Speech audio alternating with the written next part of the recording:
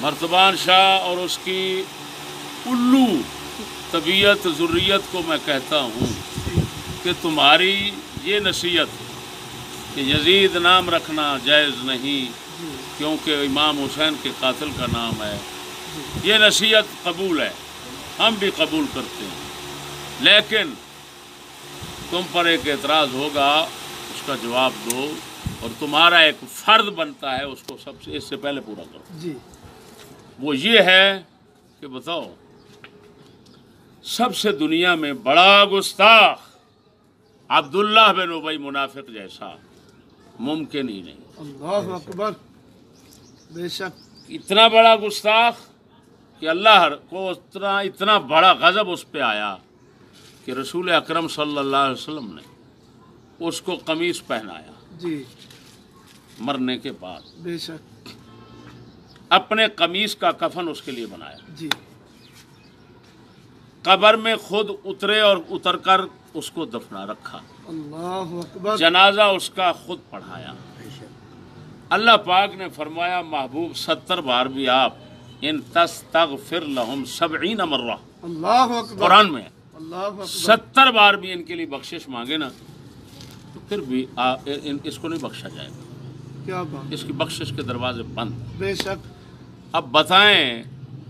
یزید کی تو رسول شفاعت کرے تو بخشا جا سکتا ہے، بے شک، کوئی نہیں کہہ سکتا قطعی طور پر، جی، قطعی طور پر کہ یہ نہیں بخشا جائے گا۔ جی، اور قرآن بتا رہا ہے کہ رسول نے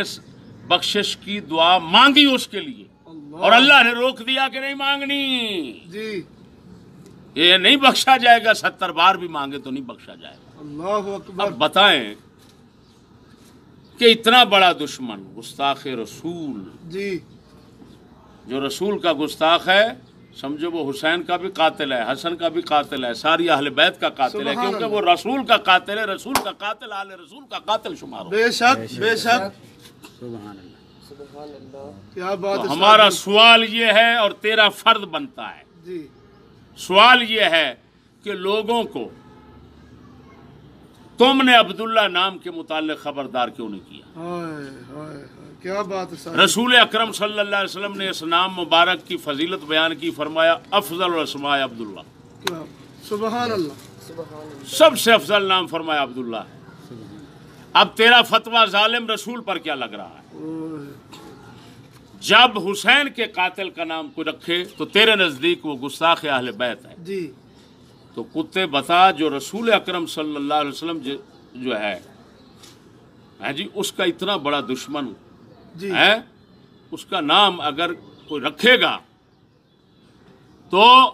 وہ رکھنے والا تیرے نزدیک کون سا فتویٰ کا مستحق اور حقدار ہے؟ جی، اور رسول جب اس کی فضیلت بیان فرماتے ہیں تو بتا رسول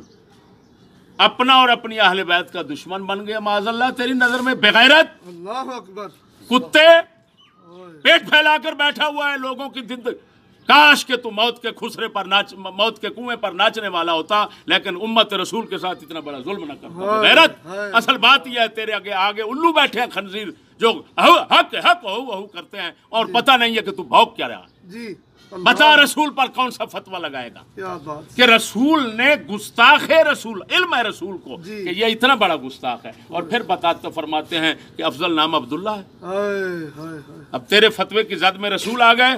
اللہ اکبر، پھر ساری امت کا اس پر اجماع اتفاق ہوا،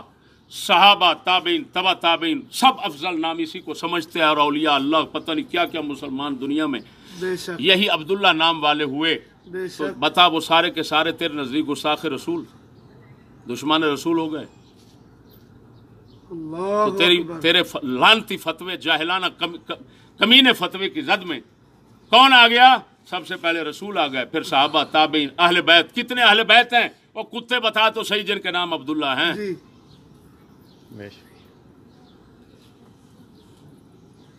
تو خنزیر تیری مہربانی، جا کر اپنے